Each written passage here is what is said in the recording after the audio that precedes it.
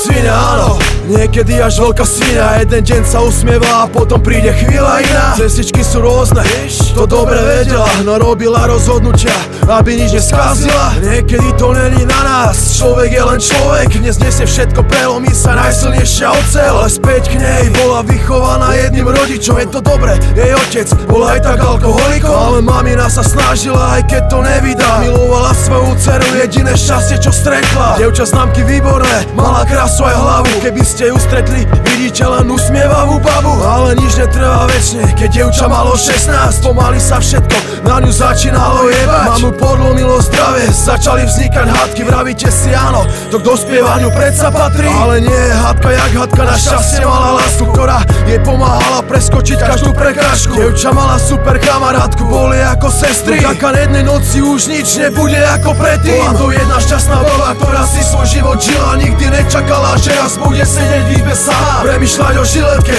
že možnosť už není iná. Jeden presný rez a dievča v krvi na zem padá. Bola to jedna šťastná baba, ktorá si svoj život žila. Nikdy nečakala, že raz bude sedieť v izbe sama, premýšľať o žiletke, že možnosť už není iná. Jeden presný rez a dievča v krvi na zem padá. Chalan myslí penisom a aj ten nestratil rozum. S najlepšou kamarátkou nesplnil jej prosbu. Dievča to nezvládlo, boli to 3 roky vzťahu, oklamanie doviedlo ku psychickému pádu. Dievča, ktoré malo pre každého vždy len úsmev, sa zmenilo na nepoznanie, rozplynuté ilúzie. Pila len pila, no tým sa len zvyšoval stupeň rozmýšľania nad zmyslom, ktorý sa strátil úplne. Život sa jej nepýtal, že či ju môže zlomiť. Neprešla dlhá doba, z alkoholu boli drogy. Mama nevedela dať rady, už sa len hádali, nevyrovnaná. Vieš, spomienky sa vracali, stará parta jej nepomohla, všetci na ňou jebali. Cítila sa tak sama, bez opory peňazí. V noci sa budila s plačom, desili ju sny. Začala mať výdiny, depresie, už nechce žiť. Chce sa zbaviť nočných môr, už nechce smútok.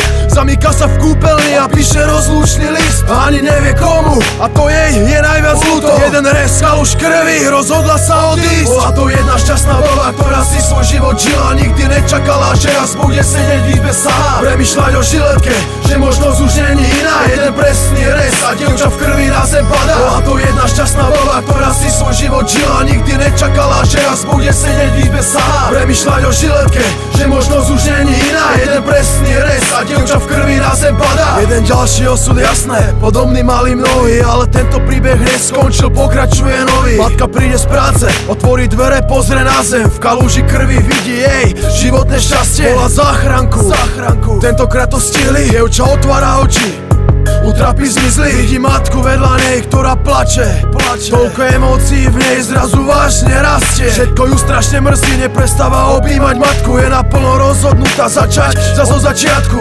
Chápe, že musí bojovať, aby vyhrala. Od tohoto dňa opäť žila a už sa nevzdala. Dnes ak ju stretneš, opäť počuješ len smiech. Hrala sama nad sebou, už chápe, všetko vieš. Ďakuje Bohu, že prežila a za to, čo má, konečne pochopila, že život je najväčší dar.